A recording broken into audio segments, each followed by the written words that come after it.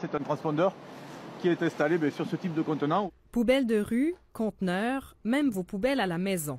D'ici 2024, tous les contenants d'ordures et de recyclage de la Ville de Québec seront équipés de transpondeurs, des puces qui vont permettre de savoir si les poubelles ont été vidées. L'objectif, c'est vraiment d'améliorer, ou plutôt de presque une assurance à la qualité du service. La Ville veut éviter d'autres problèmes de collecte comme ceux qu'ont connus les citoyens de l'arrondissement de Beauport en 2018. Si un entrepreneur n'est pas en mesure d'assurer la collecte dans un secteur, la Ville le saura. C'est un outil d'aide à la gestion des collectes et ça nous permet de s'assurer que celui qui n'a pas été ramassé, il sera ramassé dans les meilleurs délais. L'an dernier, un projet pilote a été mené avec 10 000 poubelles de rue et conteneurs. Un appel d'offres sera bientôt lancé pour l'installation des puces sur les bacs résidentiels. Il n'y a pas de coût pour les citoyens, il n'y a pas de coût pour les clients.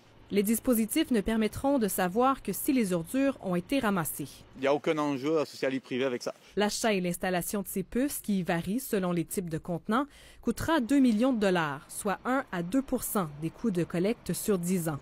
L'opposition officielle demande plus d'informations. Si c'est pour bonifier le service aux citoyens, on est d'accord avec ça. Par contre, si c'est pour taxer davantage, là, j'ai un problème avec ça et on ne sera pas d'accord. Le chef de Démocratie Québec croit que pour faciliter la gestion des ordures des ménages, il faut que la Ville adopte d'autres solutions. Dans le multilogement à Québec, c'est près de 40 de ces édifices à plus de 6 résidences ou portes où on n'a pas de collecte des matières recyclables. Alors, sans collecte des matières recyclables, la petite puce, là, pas très utile. Le projet est présenté lors du conseil municipal lundi soir. Ici Camille Carpentier, Radio-Canada, Québec.